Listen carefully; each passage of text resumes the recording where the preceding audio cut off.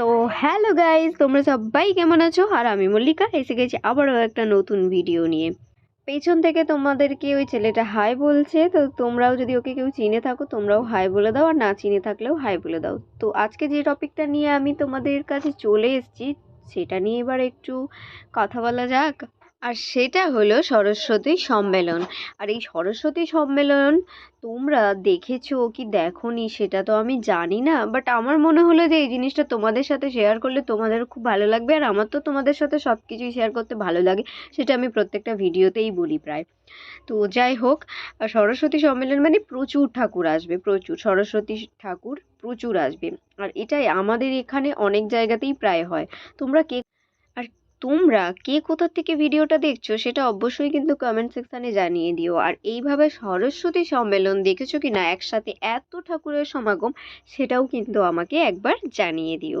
আর ফোনের ওই পারে এটা ভাবছো তো যে এতদিন পরে সরস্বতী পুজোর কেন আমি এই সম্মেলনের ভিডিও পোস্ট করছি? তার কারণ হলো একটাই, কারণ তোমরা সবাই জানো যে এইচএস পরীক্ষা ছিল, পরীক্ষার জন্য সম্মেলন এতদিন হয়নি।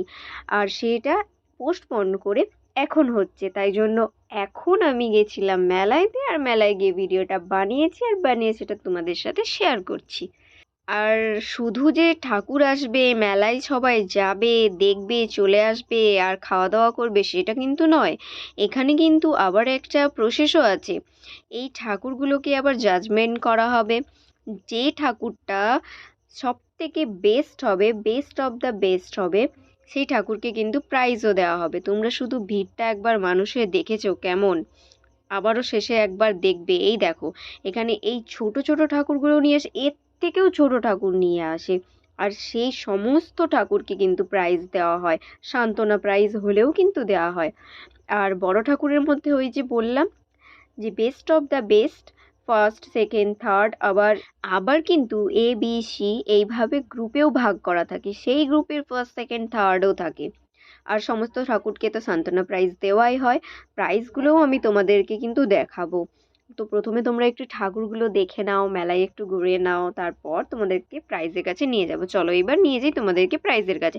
এই যে এখানে প্রাইজ দেখো, ড্রেসিং টেবিল, আলনা, তারপর আছে ওয়াশিং মেশিন, সোফা, আর অন্যান্য বছর রূপোর কয়েন, সোনার কয়েন, তারপরে রূপোর মুকুট, আরও অনেক কিছুই দেওয়া হয় কিন্তু।